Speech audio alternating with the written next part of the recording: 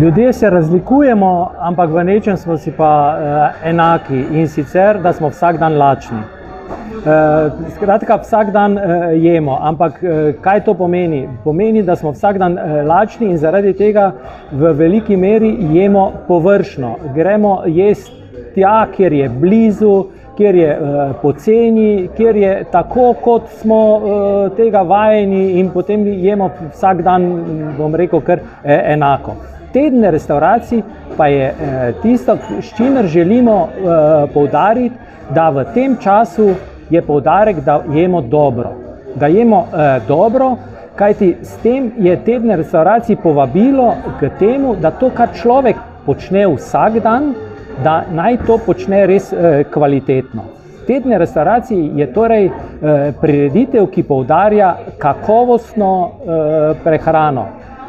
S pomočjo tega, da v tem času je seveda prijazna cena, ki jo plačamo, kajti v restauracije, v katere vabimo v času tedna restavracij, v teh je veliko krat seveda je cena neprimerno višja, zahteva več časa, več nekega odrekanja, več neke energije, tako če je to degustacijski meni, ki ima 10 hodov ali nekaj takega. Teden restavracij ponudi tisto, da pridemo lačni, to da tudi radovedni. 3 hode, se zelo dobro najemo in rečemo, sem bom pa še prišel. No, kakšna je vaša naloga kot selektorja? Ja, tu selektor, malo je v bistvu igra besed, ne, seveda vsi imamo radi selektorje, posebej zadnje čase nogometnega selektorja, pa sem si še jaz nadel to ime, ampak gre dejansko za to, da izbiram restauracije. Bistvo tedna restauracije je, da seveda izberemo restauracije in jih povabimo, torej izberemo najboljše, tiste, ki naredimo predizbor, gostom naredimo predizbor, ki jim ponudimo, to so restauracije, to so gostilne, ki so vredne, da jih obiščete. Kakšna je ponudba tega jesenskega tedna restauracij letos? Letošnji teden restauracij, ponudba tedne restauracije je torej spomladi in jeseni. Vedno mora biti ponudba sezonska, torej sedaj je to jesenska ponudba, ampak v letošnjem letu je poudarek na izvirnosti. To pomeni, da želimo izpostaviti, da kako je pomembno v kulinariki, da ne kopiramo samo, ampak da dejansko dodajamo, da nadgrajujemo, da želimo si izvirnosti, ne pa generičnosti. Preveč je v kulinariki, preveč generičnosti, vsi so enaki, torej to želimo izpostaviti v letošnji jeseni, da bojo ti meniji izrazili, poudarili to izvirnost. To, če malo poenostavljeno pomeni, da ne kopiramo recepte, ampak nekemu osnovnemu receptu nekaj svojega dodamo. Seveda, da dodamo nekemu osnovnemu receptu, predvsem pa, da ne kopiramo to, kar mislimo, da ljudje radi jejo, ker žal smo ljudje tako, da če nas vprašajo, radi jemo, 4, 5 ali pa največ 6 jedi, in potem si večina vedno v gostilni, kam nekam gre, vedno isto naroči.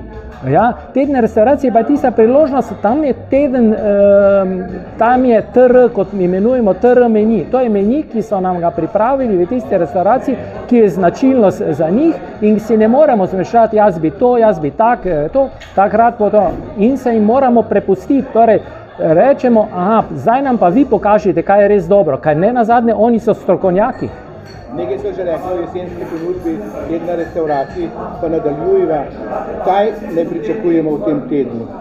Da bomo dobro jedli. Da bomo dobro jedli, da bodo to jedi, ki bodo poudarile kakovost sestavin. Zaradi tega je pomembno, da teden restauracij sodeluje z Ministrstvom za kmetijstvo, ki izpostavlja to izbrano kakovost Slovenije, skratka certificirana živila. Zaradi tega šefi, ki pripravljajo TR menije, teh 107 restauracij, izbirajo torej kakovostno meso, sadje, mlečne izdelke, ki so zdaj tukaj certificirani, izbirajo seveda lokalna živila in izbirajo to, kot je vedno, če sedaj letošnjem letu poudarek na izvirnosti, v prejšnjih letih bil poudarek na slovenskih jedeh, je bil poudarek na raznih 10 teh poudarkov smo že imeli, kar pomeni, da vsi morajo